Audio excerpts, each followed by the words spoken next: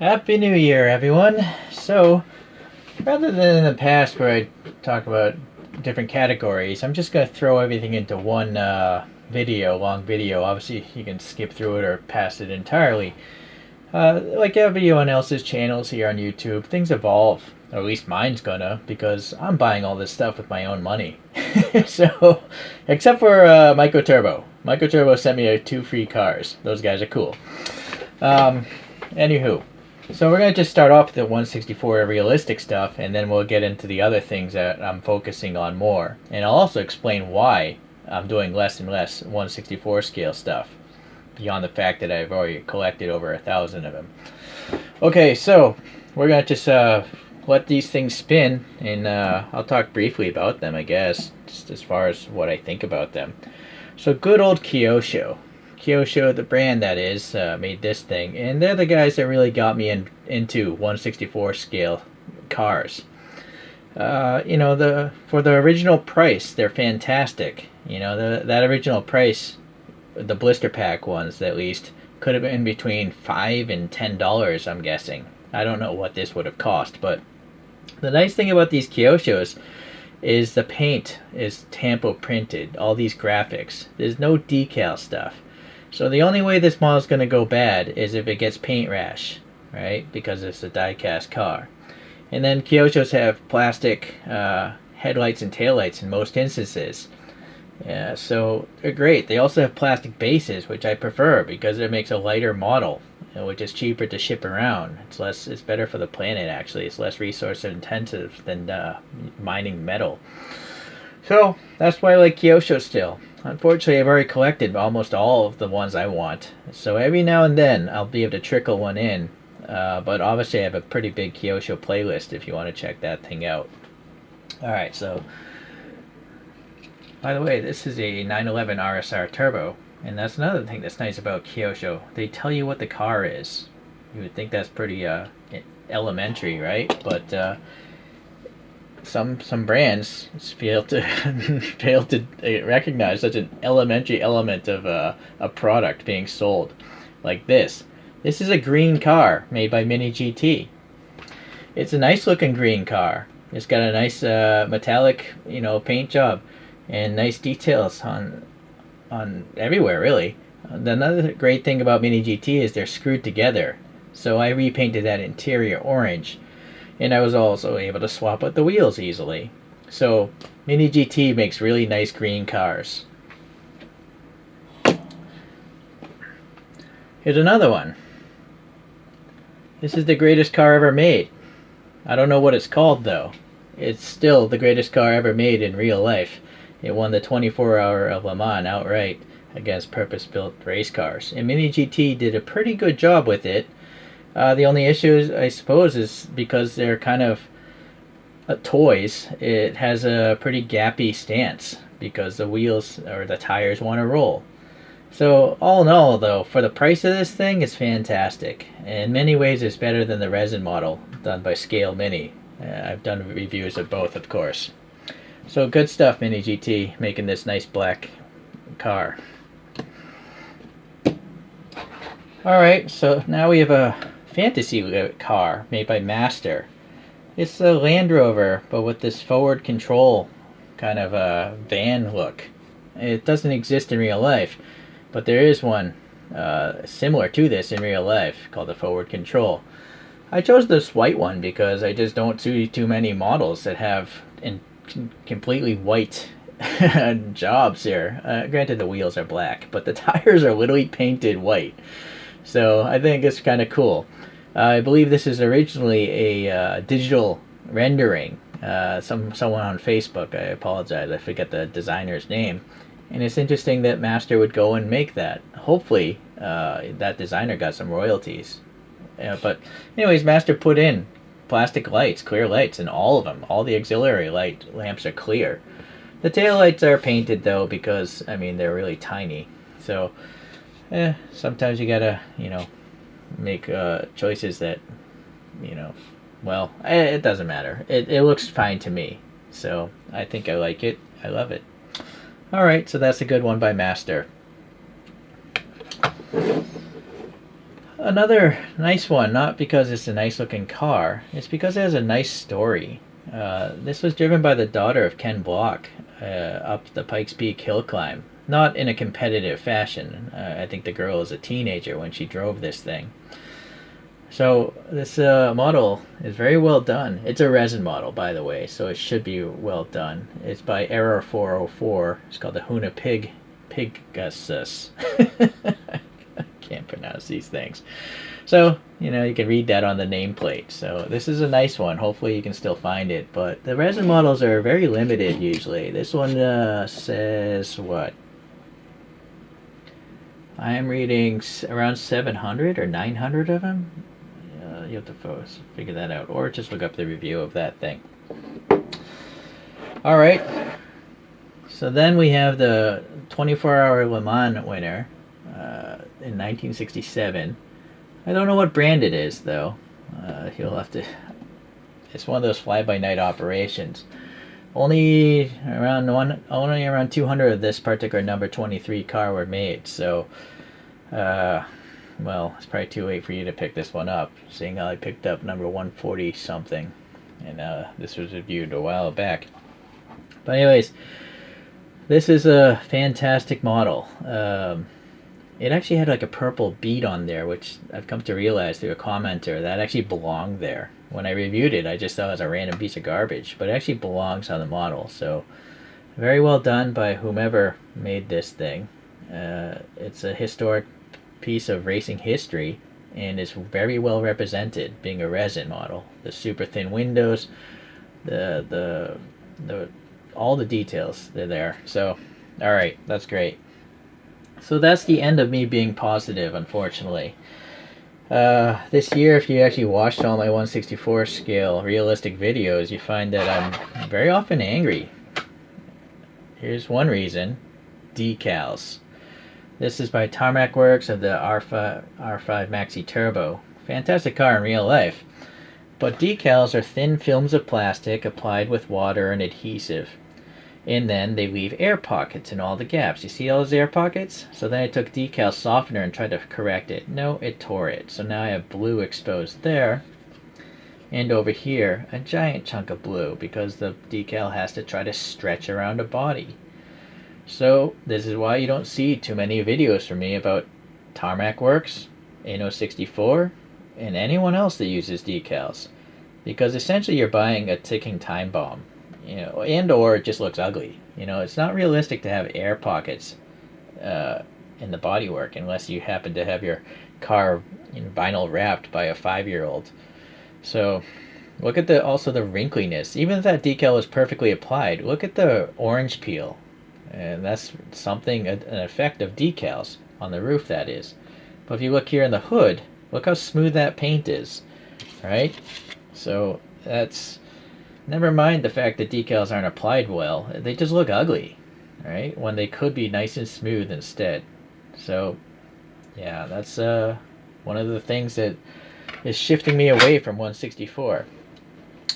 Yeah, Tarmac Works aren't super expensive.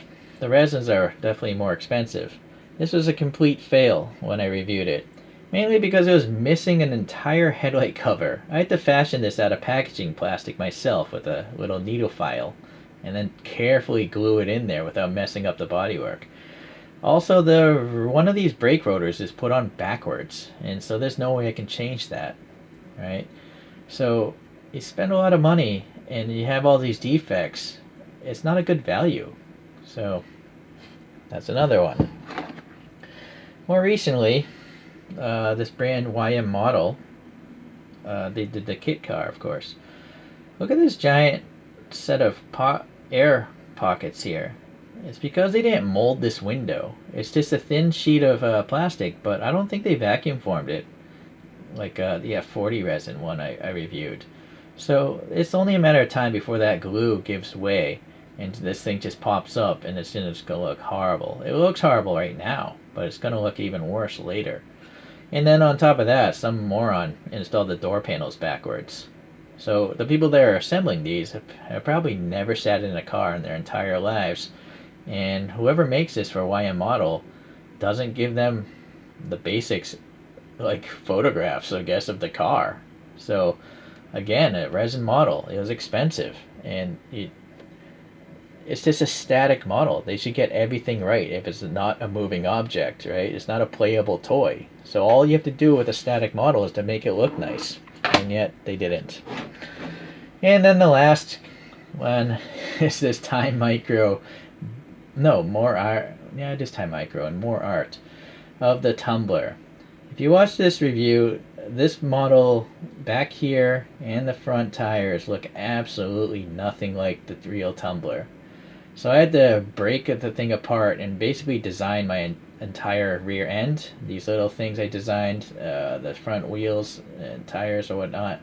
I had to design half of this model myself because Time Micro apparently, I don't know who they hired to design it, but I'm not even a professional model maker and I designed it better than this brand did. So it's really sad. Hot Wheels did a better job. Hot Wheels did a more realistic version of this thing than Time Micro. But you know, Hot Wheels cost a lot less than this thing. So that is it for 164 stuff. And then let's talk about some more hobbies. But before I do that, I want to talk about next year's wish list. I'm not going to abandon 164, but there's definitely some cars I would like to see. Most likely in resin. Let me just pull this thing up here. These are the Alfa Romeo Bat cars. These would definitely have to be done in resin because they have such thin fins. They're quite interesting looking cars, obviously. And so I think they would do very well if a resin brand were to take this on. Someone did the Lincoln Futura concept, which is a more random car in my opinion than these things. So this would be a cool one to have, I think. One or all three of them. They're actually different. This is the Brabham BT46. So this was banned from Formula One racing because it has a giant fan sucking it to the ground. So I think it's an important part of racing history. Here's the front view, by the way, and the top view. So I think it's cool, you know. I like the technology of models in cars, or cars, and then the models of them. So this would be a cool one to have and just talk about how, you know, this thing was the first really positive ground force. You know, it literally was like a vacuum cleaner, so it got banned. This is another one called the Chaparral 2J. So you can see the fans back here sucking into the ground. It's a bit far more crude in its appearance. But this is not F1, of course. I don't know which car came first, to be honest with you. But another part of racing history. Now, a DeLorean would be nice to have in resin, but preferably with the doors closed because, boy, maybe PGM. PGM might be able to pull it off. They still have, you know, big panel gaps, but they seem to be the best as far as opening car models. But naturally, I just prefer a DeLorean in resin, all closed up. So that would be neat. And then later, they could come out with the Back to the Future ones. This is the Ford Festiva Shogun. Wasn't actually made by Ford, but some engineers, 2 engineers, made 7 of these, and Jay Leno, this is his. But there's basically a Ford Taurus V6 in the back end of that thing. And so this is a really fast car in its day. It's kind of like this R5 Maxi Turbo that we saw just earlier, or the Peugeot 206. So I thought that was cool. I remember reading articles about this when I was a kid or younger. This is the Gordon Murray or T50. So I'm not sure if this car is actually sold right now, actively, or will be sold. But again, it's got the whole duct fan thing. So this is, you know, the successor for the McLaren F1. It's kind of uglier in my opinion, but still. I respect Gordon Murray so much that I would definitely buy a nice model of this, even if it was diecast, but preferably resin, of course. Alright, this is an Iso Grifo, so a really stylish European car, of course. I think that would be nice. I think a diecast company could pull this off pretty easily. And then here's that Land Rover forward control. I didn't learn about this until after I reviewed that white Land Rover fantasy thing, and someone commented on this, so that's why I dug up this picture. And so it's definitely different, you know, from this one. It's because the headlights are more like a Defender, right? Whereas these are totally different from a Defender.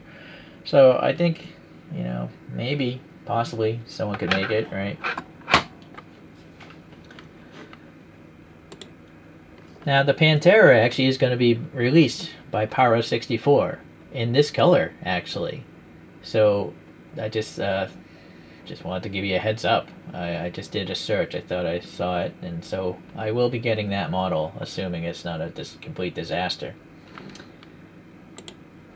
The Pininfarina Mythos concept. This is a really cool car. It's just a concept, not real. Maybe the Sultan of Brunei owns it for all I know. But I remember owning one of these models in 187 scale. It was pretty cool. So I think it'd be nice to see in 164 scale. And some, you know, classic British cars. So the Sunbeam Tiger, the MGA, the MGB. If you know, premium brands were to tackle these, I think they might pick up some customers there, right? Yeah, also the Triumph TR6.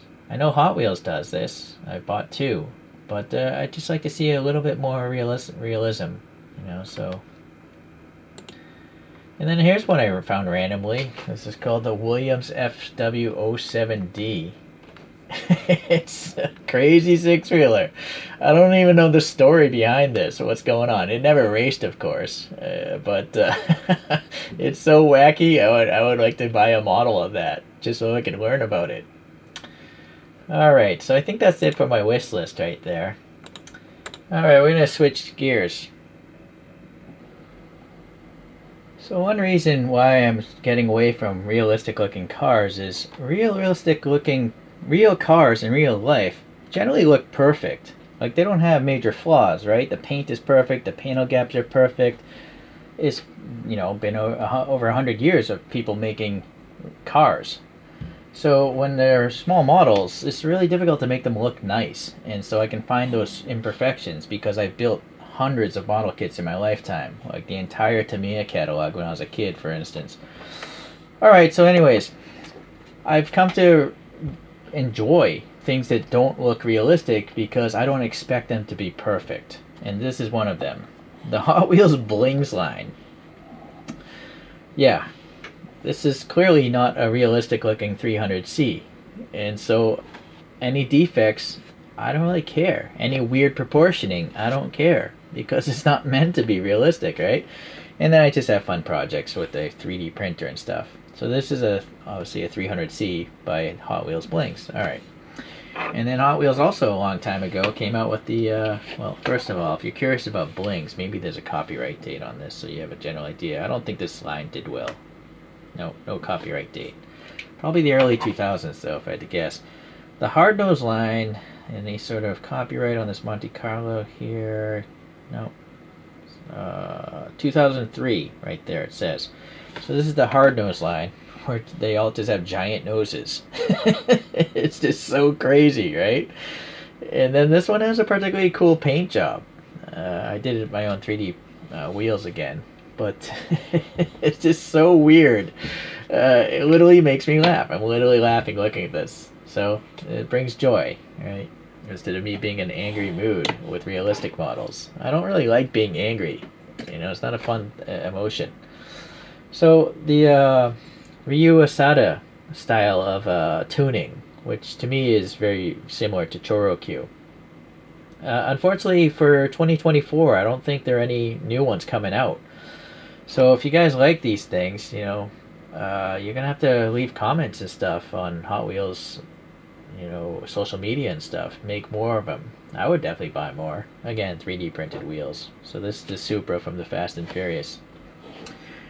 And then very recently, I got into the muscle machines. I was avoiding this because they're considerably bigger than a 164-ish model. So, but they're pretty good toys. Look at all the tampo printing.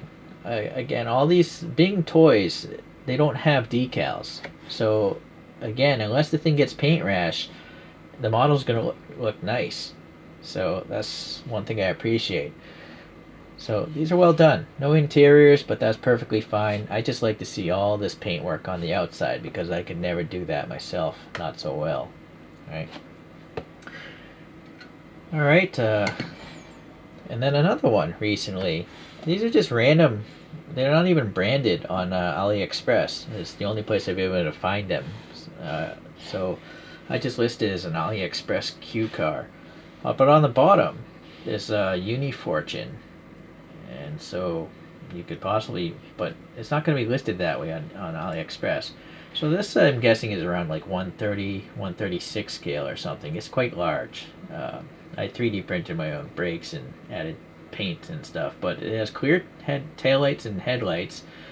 It says pullback motor, so the interior looks a little weird, but it is screwed together, so I repainted the interior and stuff. But look, I mean, look at the headlights on this thing, right? And these things cost less than, mini GTs, but look, they're like 2 times, 3 times the size, right? So they're pretty good value. But you gotta deformed vehicles, which I do because to me it looks perfect because it doesn't look like the real car. All right, so the two that Choroku are the originators. So this is an old one, but this is a real car in real life, the Peugeot Quasar. So it says 1987 on this toy. I 3D printed my own wheels, of course. This is a cool concept car back in the day, so I was lucky enough to find this. Very neat. And then a more recent release is the Daytona. This is a Cherokee Zero. Now Cherokee Zero seems to be making some improvements. They now have hollow wheels. Before they were always blanked off, but now you can see all the air passing between the spokes there and the wheels. And then this one actually has clear headlights. So hopefully they'll do more of this sort of stuff. The only thing I really don't like are the coin holders. The thing would look so much cooler without them. Tiny Qs are still better, but Tiny Q makes almost nothing. So, okay, so one last goofy looking toy. And this is the Jumbo Cherokee of the Hakasuka Nissan. And this was a big project. I 3D printed my own wheels, all the badges. I modeled my own engine that belonged in a Hakasuka as well. I just like this car. Realistic models or cartooned ones. So, yeah, this is interesting. It's one of the very few large models I've collected. So,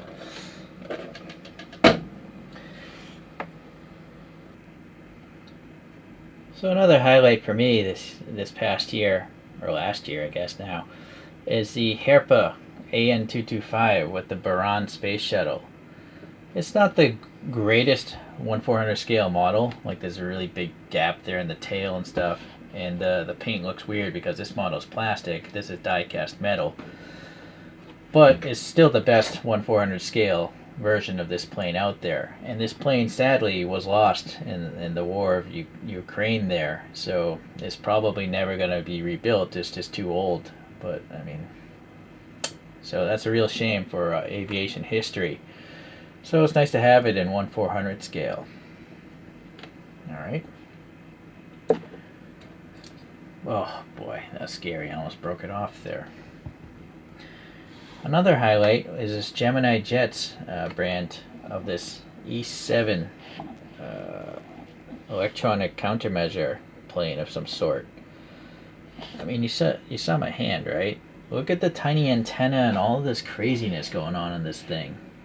Right, look at this. Some poor fool had to put in all these antennae, and then the printing is fantastic. Thinner than a toothpick. It's very impressive, these models. So when it comes to details, 1/400 is up there as far as how small you can go. Technically 1/700 ships, I think, are the most detailed models that I'm aware of, but I'm not going to get into building those model kits. Now, another reason why I'm shying away from diecast cars and possibly airplanes is they get not only paint rash, that's very common on all diecast cars, we all know that, but these airplanes, at least Gemini jets, they have something called not paint rot, zinc rot. So zinc is an absolutely horrible material long term. Zinc is not. It's like a diecast zinc. It's not really zinc. It's a hodgepodge mix of random metals, and so these things are mostly made in China. I'm pretty sure all these models are made in China. So metals have standards, ISO standards, but you know that mainland Chinese aren't for a toy company making materials, smelting metals of high grade aerospace quality. They're just throwing in dirt and random leftover lunch into their smelters, for this metal. So there's a lot of impurities in these metals. And so I reviewed this model less than 1 year ago. And this is what's happened in my display cabinet. It wasn't stored in this box, just open air. My display cabinet.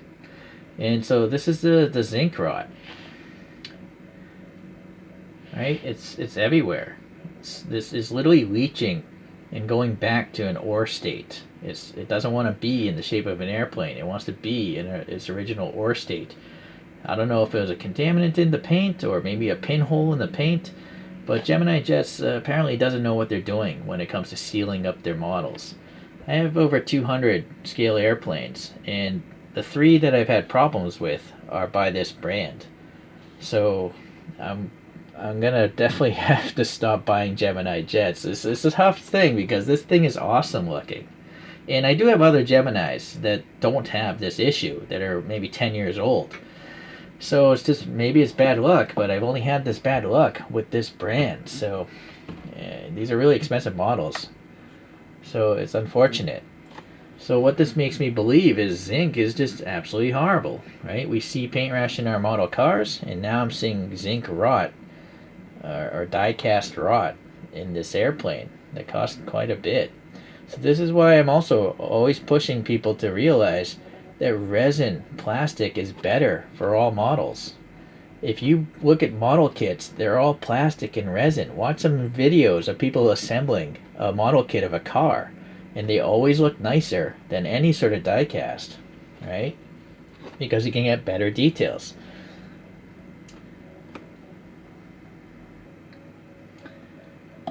Alright, so switching gears again, and another reason why I'm moving away from 164. This is a remote controlled monster, well, it's not really a monster truck. It's by Turbo Racing, they call it a monster truck. I would just call it a truck. But it's fully functional, it's fully proportional, meaning when you hit the gas hard, it goes faster. When you steer a lot, it steers a lot. It's a realistically driving vehicle that's very small. It comes with the controller, the battery's built in. You can charge it with the Type-C cable. It's got LEDs and all that stuff. So this thing, you can buy like one resin model, 164, or you can get something you can actually drive. So that's why, again, I get kind of angry at static models that don't look perfect, because there are other companies making things that are functional, right? So this is a great one, by the way. If you live indoors, well, I think most people do, but if you have a small space, this is nice. You can just drive it around in your living room, build jumps and all that stuff. It handles jumps pretty well. It's quite great, really. It's very durable as well. So a little bit on a bigger side, this is an LDRC monster truck, and now that looks like a monster truck to me. They say it's 158 scale, but that can't be right. It's got to be more like 187 scale, maybe 176 scale actually. But anyways, full suspension, and this thing handles jumps as well, and it actually feels kind of like a monster truck, just in really small form. Look how small it is, right? Again, comes with a controller. It's all ready to go out of the box, and doesn't cost that much. You can have a lot of fun with RC cars. This one, although it looks tuned, this one, obviously you can see there's a camera. You don't have to use the camera, but this camera goes wirelessly to some goggles, and basically now you're driving this RC vehicle as if you were sitting inside of it. It's quite fascinating. You feel like you're going Mach 20 because the camera's so low to the floor. So even though when you're driving it without the camera, it looks pretty slow, it's actually pretty fast for its size. But when you're actually seeing it through this camera, it's really entertaining. Like I think you could actually train people to drive, like as a driving simulator with these things. So this is made by a company called S&T Sniclo, SNICLO. You can search for that. And they have different body styles and stuff. You can buy them with or without the controllers or the video and all that stuff. So it's really cool. This is an extra body kit. It painted myself. This is an absolutely amazing development in the RC world. This is a 1/43rd scale Lada Niva. It's by the same S&T Sniclo brand. This has all the mechanical workings of a 10th scale RC crawler. I know this because I used to have like 2 or 3 of them, the Axials, back in the day. And this thing has all metal wheels, and it has a giant chunk of metal in front of those wheels, so it can climb like 50 degrees, and the tires are nice and soft. It's a fully functional RC crawler. It's slow enough they can actually crawl, so it's quite amazing. And again, if I wanted to, I could put the camera in there, but I don't see a reason to have FPV on a crawling device. Absolutely amazing piece of technology. And you can either buy this, again, without the controller and the FPV, or you can buy 2 resin 1/64 scale models that do nothing but look bad, right? So this is great. And then we have the good old Mini Zs. These are like 1/28 scale-ish.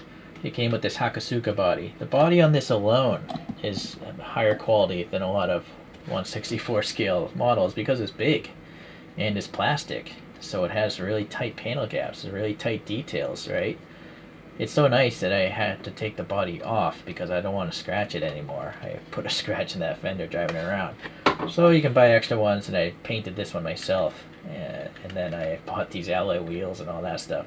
But this thing is a fully functional drift car, right? Drifting's really fun, by the way. Drifting and crawling are fun because you don't need a lot of room. You can do it indoors. So absolutely fantastic. Again, a lot of fun. Although I gotta say that this is probably one of the pricier things out there for small RCs.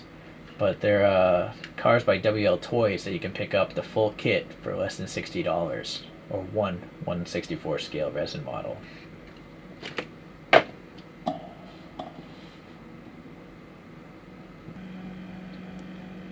Another fine value is Airsoft. I really got into Airsoft over the past 1-2 years. It's low impact exercise. You're definitely getting a lot of exercise, but it's not like running a marathon. You can, take breaks every and stuff, so you don't really have to run if you don't want to. This gun could be purchased for less than $100, I believe, and so it's a fully functioning item, right? And it shoots BBs, so it's quite amazing the fun you can have. I've modified this quite a little bit, trigger and all that stuff. So it's another fine value, I think, but you do have to get a real paintball mask, for like JT or dye or something, some with a polycarbonate lens, if you value your teeth or your eyes. But I think for less than $200, you could definitely do that, right? So very good value. I recommend Airsoft to anyone. I'm not a warmonger, but it's really entertaining.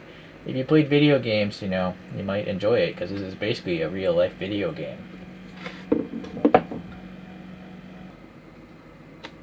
Another goofy thing I got a few of past year, was Sticky Monster Lab figures. They're the complete opposite of almost everything I get involved with because they're the most basic looking things. And yet I like them because they are so basic. It's kind of funny. I mean, this is like it's a hot dog character, right? And so, but the paint apps are really nice. It's nicely done. There's no weird ghosting of the paint. It's interesting. I guess this would be considered like a designer toy. Even goofier, I found these. They're by TagToy, and I think they're called Q Babies. There's only like 6 or 8 of them. It's just so goofy looking. It's like a little fish on sushi, an anglerfish, but the eyes are crazy. Anyways. And then the last really goofy, like almost more feminine toy is the Same Z, if you want to look this up. Same Z by Koitake. And there's like 10 figures, or maybe 11 with the Secret Chase, of sharks eating seals. So, what's a horrible act in real life, it transfers very comically into cartoon form. So, I bought the whole case, if you want to look that up. They're very funny looking. And they're not over expensive. And again, look at the paint. It's generally really perfect. So, yeah, very nice. Alright, another thing that ran through my channel quite a bit this past year was the 1/48 scale Votoms made by Takara. They're called Actic Gear. And these are, pretty much action figures. They're like model kits that are already built. So, a lot of movement goes on in all these things. These optics, this optic slides left, right, the head moves, this thing opens, if you open the hatch that is, and there's a driver, you can get in there and stuff. A lot of articulation going on. You can have the legs crouched down so the tank driver can get in and out. So it's quite amazing. The amount of details, again, is because it's made of plastic and not metal. So you can get such great details out of plastic. And Votoms, good stuff. So I think I have every casting that from these guys, if you want to look them up. So then I moved on to the Bandai model kits of the Votom series, Berserga Night Story. So this one reminds me of Mike Tyson. So this was a model kit. I didn't paint it or anything like that. This red was already put on there for me. And they're pretty easy to put together. The only issue is you have to get some good nippers and maybe a nano file to get rid of the nub marks. Or just repaint it. But anyways, those are cool too. And then I found these things. Boy, what are they called? Robo Nemo Votoms. So they're quite deformed, right? They're much bigger than the 148. But they have all the same functionality. These are not model kits. This is a finished toy. So, it comes with these little characters and stuff like that.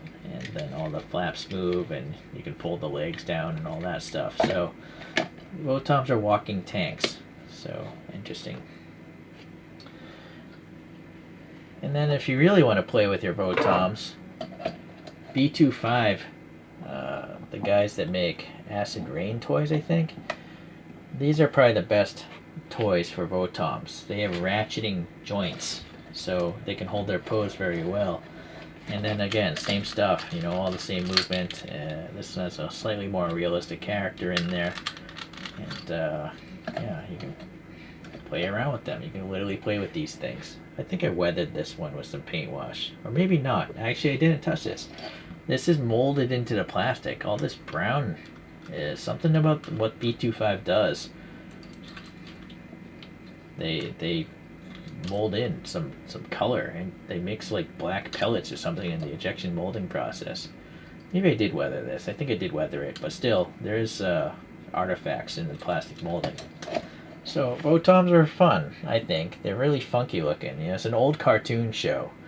So I think the toys look more realistic than the cartoon. Sheesh, I can't even fit this into the frame, but this is a big project I did. This is a 1/12 scale Votoms. So a 6-inch action figure will fit into this thing. And what made this a real project is, this is real rust you're looking at. This rust is not paint. I literally painted it with iron oxide and then I rusted it after I put the color on. So there's literally rust on this robot. And I added some metal, screws and all that stuff here and there. And it's basically a weather-beaten tank, walking tank in giant form. So I used to collect, or I guess I still kind of collect 6-inch action figures. And so I wanted this because I like Votoms and I can actually put one inside of it. So alright, so now this is the opposite side of the Votoms universe. These are 1/44 scale finished toys or figures. I'm not sure if they'd be toys, although I think the wheels do roll. Here's my finger, by the way. So look how small this character is. It's all painted. Look how small the human beings are, and they're painted. So it's quite amazing. These are made by Takara as well. I think they're called Micro Worlds. There were 2 volumes that I'm aware of, and so I've reviewed both of them. Just amazing details. Again, because they're made of plastic. All the fine lines that you can't get in a piece of metal. Very cool stuff. This next one is a little set by Good Smile Company. They have a line of figures called Nendoroid. And this franchise is called Attack on Titan. And this is the Colossus Titan. Attack on Titan is one of the coolest stories I've seen in a while. It's a cartoon. It's an anime. But I think you can watch it on Bilibili for free. I think it would actually transfer very well to a live-action movie. The first 2 seasons are absolutely fantastic, and then that kind of works as a reflection of World War II later on, it seems. But absolutely awesome. So I think it's really funny to see such a weird, deformed-looking version of this Titan here. So, yeah, that's by Nendoroid. So this one is an action figure called an Astrobot. So I forget what brand makes it. It just says Astrobot right there. It has so much articulation everywhere. You know, the fingers are actually all there. Whatever. Multiple joints everywhere. So you literally just do that. Right? So it's crazy. And if that gets you going, you can light it up. There's some batteries up in the head. So Astrobots, if you actually want an action figure you can really play with. It seems to be really durable plastic. I kind of wish the joints were a little tighter, but you can have a lot of fun with this guy. So, very cool stuff.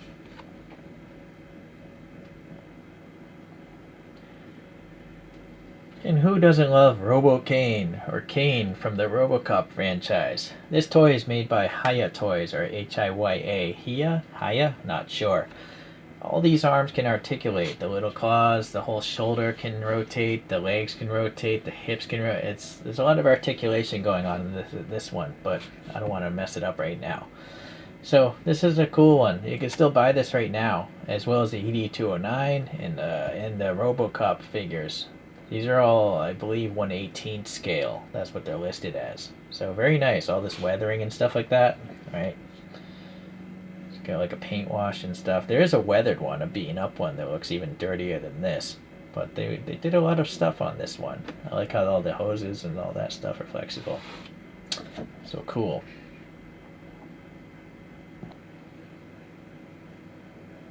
So another big part of my channel is Gundam now. I never really watched Gundam as a kid, but there's a channel on YouTube called Gundam Info, and they put up various lines of Gundam for free to watch, like all 50 episodes or whatnot, or the movies, and they rotate through them. So eventually I'm actually going to watch all the Gundams. But this is a line by Bandai called Converge. Bandai invented Gundams, or, well, they're the guys that make all the toys for Gundams. So these aren't super expensive. They're just figurines. They don't have much articulation, just the head and the arms usually. But look at all the paint apps here. Right? It's already painted. So if you just want to collect some cool stuff without having to do any work, Converge is a good one. And the normal size figures like this, they're collectible, they're affordable, I would say. But Bandai's a smart company. They have these, EX size ones and special ones. This is the Nightingale that I've modified quite a bit, and this is the Devil Gundam. So these cost a lot more.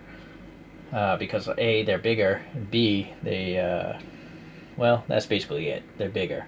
They still don't have much articulation, but again, they're all painted already, so it's kind of hard to see. If you watch my reviews of these, you'll see what they look like in their normal state. But this one, I didn't paint, this little one. So these have some weathering and jewels and all that stuff added. So Converge. I still have probably like 40 Converge figures, maybe 50 Converge figures to review. So if you like Converge, hang out. I'll eventually get to all of them probably. So collecting Converge, I then stumbled onto Gashapon Senshi, again made by Bandai. And these actually have more articulation even though they're smaller. because they have elbows and their legs articulate, whereas on Converge they don't do that. So it's quite interesting that these little guys have more articulation and just as much paint as far as I'm concerned. Or, well, good enough detail. But again, Bandai's smart. They have the special sets and they cost a lot more, but respectively so because they tend to be bigger or more detailed or more parts. So this is a Zaku and this is a Psycho. I don't even remember what that thing is called. So I'm learning about Gundams just by collecting their toys, not watching the cartoons. But anyways, these are all called like Gashapon Senshis, Gashapon Warrior, next Gashapon something Gundam. So if you want to find those, you can. Here's another line by Bandai. This is called Mobility Joint, and by just by the name itself, they have joints, and they're kind of like model kits, but extremely simple. So you have to put some pieces together, but this red was already painted for me. It does have some stickers and stuff, which I wouldn't recommend. This is basically how this one came stock. This is the Zeong. But with a little bit of work, I added some black paint to the feet, some of the thrusters, gold here. All these hoses are already painted. And then I rattle canned it with some matte clear coat. And I modified the eye. But anyways, you can make them look a lot better quite easily. But they're nice because they have a lot of movement actually for something so small. And they're quite durable, I think. Right? So these are called Mobility Joint. I think there's 5 different waves, and I will eventually review all.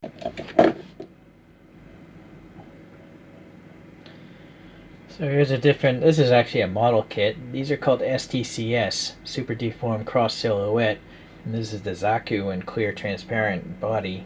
And being a model kit, yeah, you're going to have to put them together. You're going to have to clean up the nub marks and all that stuff. I modified this one a bit, adding some jewels and whatnot. But you have a decent articulation, right? Being a Gundam and a Bandai product. So that one's alright. I just like the clear plastic. That was kind of new to me. Never had really toys like that before as a kid. And then I've grown to love the Gundam Nightingale. So this is a cross silhouette model kit as well that I spent a lot of time painting. So, boy, that took a long time. But I'm really happy with the results. It actually has fluorescent paint, so the thrusters light up quite a bit with some UV light. Let's see if I can... Yeah, there you go. And the decals are also... I think I had to buy the decals, though. Yeah. So cross silhouette, but that's a pretty big model, actually. It's just like the Nightingale. So here's the only normal looking Gundam model kit I've made. This is the Zeong. I believe it's the real grade kit. And it was really cool. It's a really well engineered model kit. Bandai, I think, is some of the best engineering, if not the best engineering in plastics as far as toys go. So it was really cool to put this together, and then I added a whole bunch of details, of course. And just the design of this thing is so strange, the fact that it has no legs. At least normally it doesn't have legs. So yeah, you can play around with the thing. You can actually pose it in many different ways. So they're model kits, but they end up becoming action figures. So if you really want to know, how well things can be designed, I really suggest you buy a Bandai model kit. In particular, a real grade or a master grade if you can afford that, or a perfect grade if you can afford that. So anyways, good stuff. I am going to build a few more. I have like 3 Barbatos ones and a Zegok. It's just that it takes a lot of time to make these things.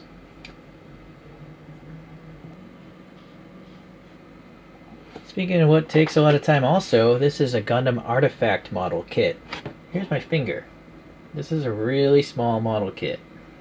But, whoop. Obviously, you can add a lot of detail in it. So again, it's made of plastic. All those fine panel lines and stuff are there because it can be, because it's made of plastic. If this was made of metal, it would look very toy-like. So Gundam artifacts are pretty cool. I bought a whole bunch. It's just that, again, it takes a lot of time to make these things look so detailed, so I'll eventually get around to them. Alright.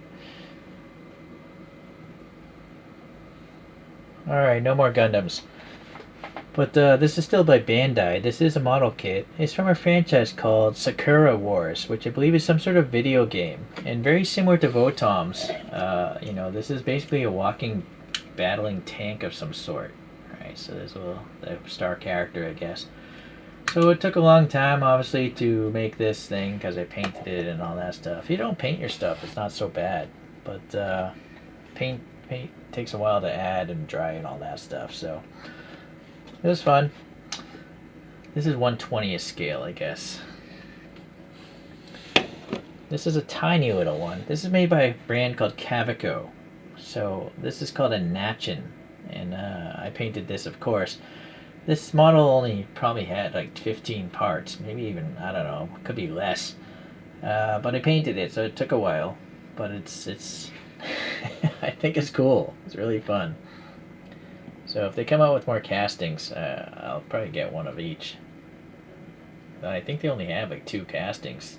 This and the railgun one.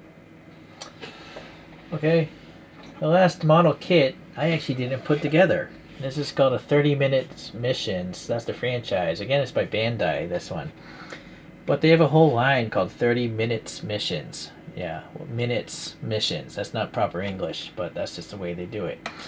And so someone put this together for me, and it's awesome. And again, it's like an action figure. And the design of it is quite interesting. You know, it's like a robot scuba diver.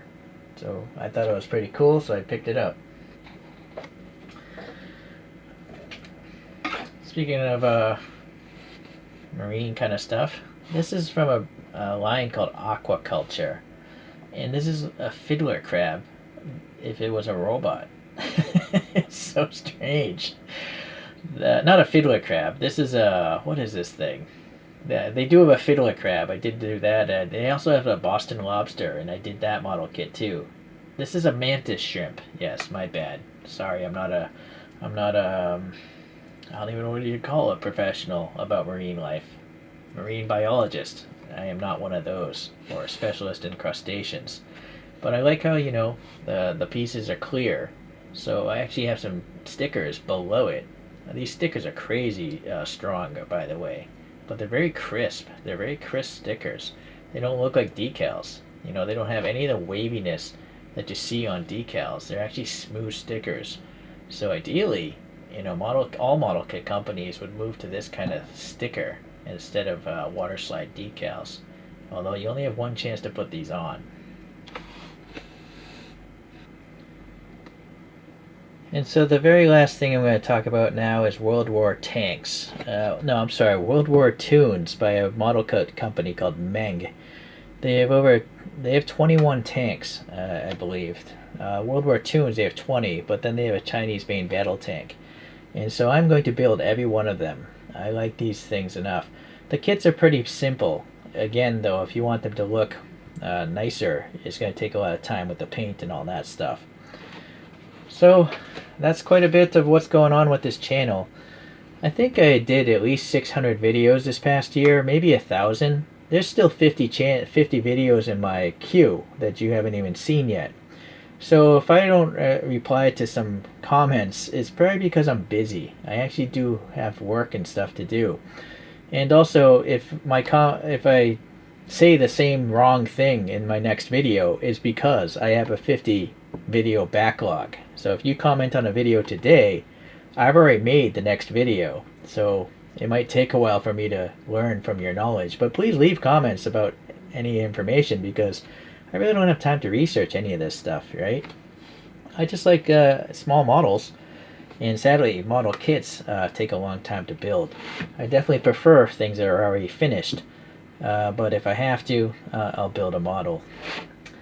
Okay, so that's quite a bit, for this past year.